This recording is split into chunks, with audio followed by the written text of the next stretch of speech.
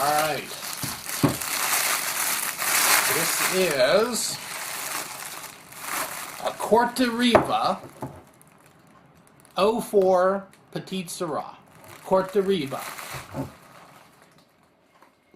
You know, it's this crazy world. Courte de Riva is run by a bunch of Filipinos. Not that there's anything wrong with that. Kumusta ka? In California, Napa actually, and they produce some incredible wines. Their Merlot is like one of the most sought after wines if you're drinking Merlot.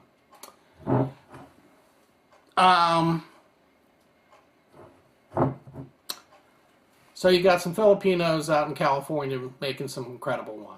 It's just, this is the 21st century. Anything goes now.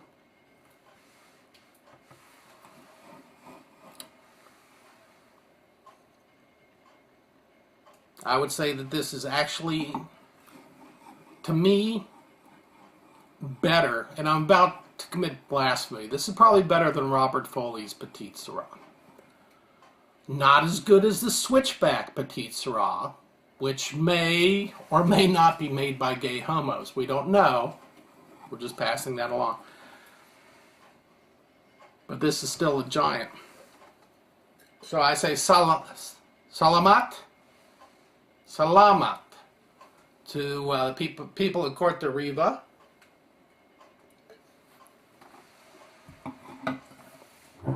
For making this gem. This was purchased at Dean and DeLewis. Wow! Well, Dean! Dean and DeLuca. And the price point is $55. Actually, you can go to napacabs.com and pick this thing up for $38, but then you're going to have to pay shipping. But I think it's probably worth it.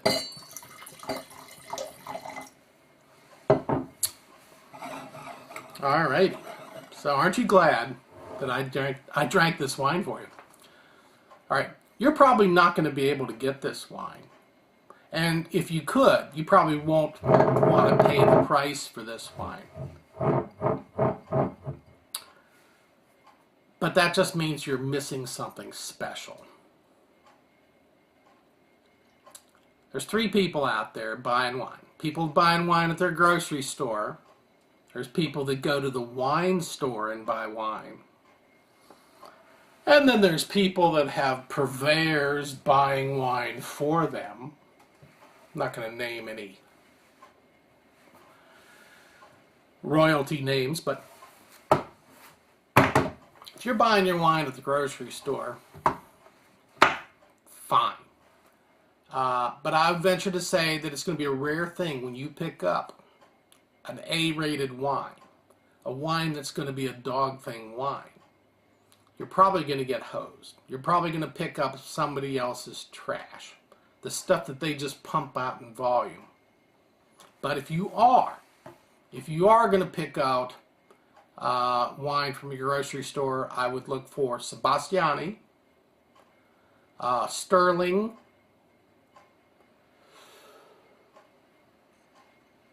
maybe, what else could you find there?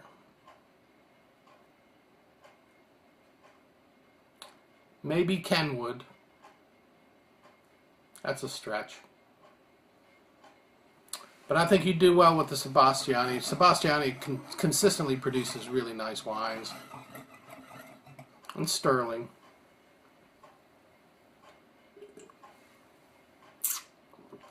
Well, alrighty. If you're going to your wine store, don't believe what they're telling you, because they're in the business of selling things to you. And in the process, they may or may not know what you like. They may or may not care what you like.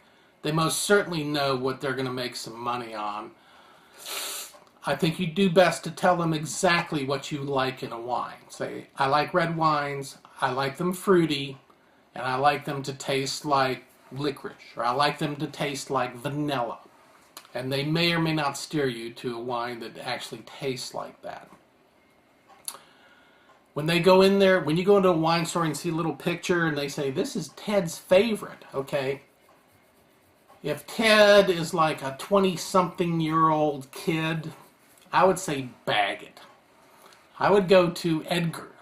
You know, Edgar, the 60-something-year-old guy. He probably's got it going on. He's probably been drinking wine for like 40 years. Probably got a better palate. You may want to trust him a little bit better. Now, being a wine snob, you don't have to read the trade journals. You don't have to read the magazines. In fact, don't trust the magazines. Okay? Let me give you an example here. This wine here, which I guarantee you won't be able to find or afford. And this wine here. Wine Spectator, and we will name names on this show. Wine Spectator came out saying this was like killer. This was like the #1 wine of 2006 or something like this. They got a 96 rating. And what this is a Don Melchor. This is Argentine Cabernet. And they gave it a 96 rating, and it had a price point of $75. I think that's about right. $75. This one was mailed to me, and you see that little purple? See how it's like bleeding? The head is bleeding there? Because someone sent it to me like in July, and the wine heated up and squeezed through the top of the bottle, and it tinted the paper there. Oh my God. It's kind of like, I don't know. It's kind of like beating a kitten, you know? It's just like, you got this wonderful little innocent thing, and then you ship it through the mail in July, and that's what happens. I've been keeping this in the refrigerator, hoping that the damage isn't too horrible. Someday maybe when I'm desperate, I'll open this up. 96 rating Wine Spectator. This is an hourglass, okay? This is a Napa Valley Cabernet. It's a 2004. Wine Spectator says of this wine, a mix of dusty mint, sage. Its racy Cabernet aromas are joined on the palate with rich currant and blackberry fruit that's focused, intense, and concentrated, ending with a loamy aftertaste. Ugh. Ew. This is written by a snob, okay? This is written by the kind of snob you don't want to listen to. 600 cases of this wine was made. The score, if you can see that, is a 91, highlighted there in the pink. 91 rating. Dusty mint, sage, racy Cabernet aromas, with ending with a loamy aftertaste. Well, this is one of the most spectacular bottles of wine that I drank last year. Spectacular. Incredible. Over the top. Rogers rating, 95.5. Can't describe how wonderful this is. This is way over the top. Okay? This is going to get locked into my wine cellar. The point being, don't trust the idiots at Wine Spectator. Certainly don't trust the idiots at Wine Enthusiast or Beverage Dynamics. Okay? They're in the business of selling things. And you don't necessarily want to listen to the salesman to get a straight answer. And for that matter, here's a little tip. Don't ask your friends to tell you the truth, okay? Your friends don't want to hurt your sensibilities. You know, if you want the truth, you go to a total stranger and ask them. All right. It's just a little tip in life that I've learned the hard way.